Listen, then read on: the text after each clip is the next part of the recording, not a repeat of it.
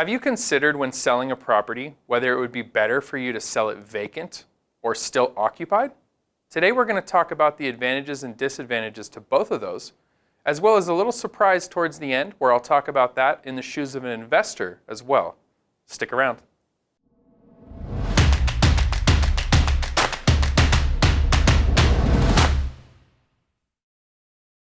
Welcome to the Aaron Powers Show. Today we're going to talk a little bit about occupancy when it relates to selling a property.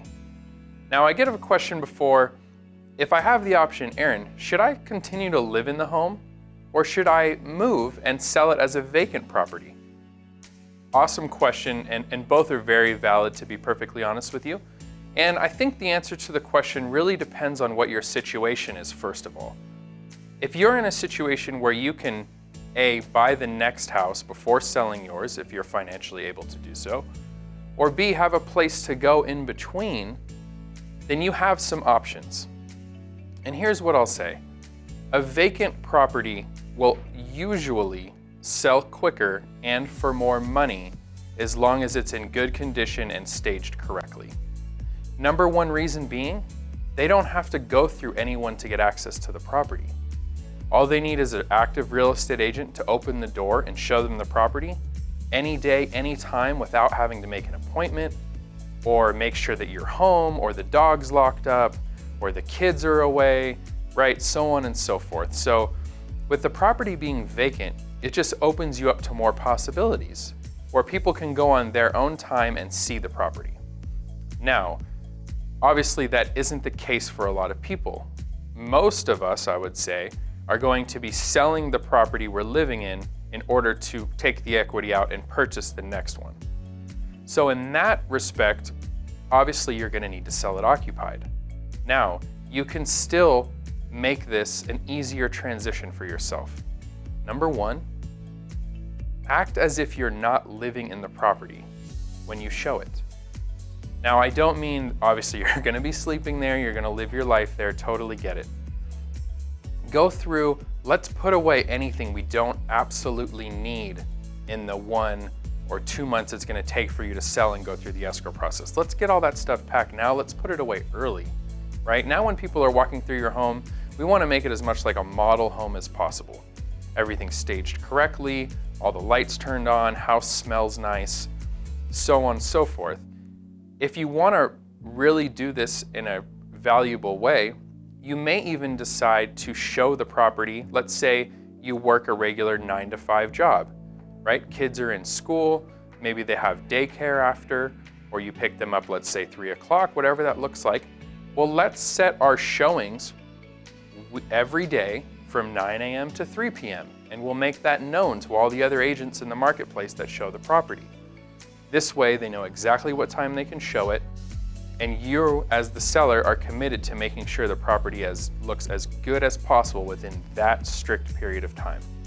That would be much more valuable than just saying, yeah, come anytime and hopefully we're home and hopefully it's clean, right? So just remember, be strategic in that capacity if you don't have the option to sell it vacant.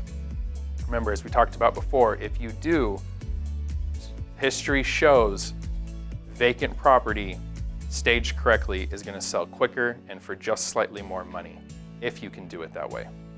Now, from the eyes of an investor or an absentee owner, as we call them, somebody who's not living in a property, but is using it for investment, will probably have a tenant living there, right? With a lease, somebody renting from them.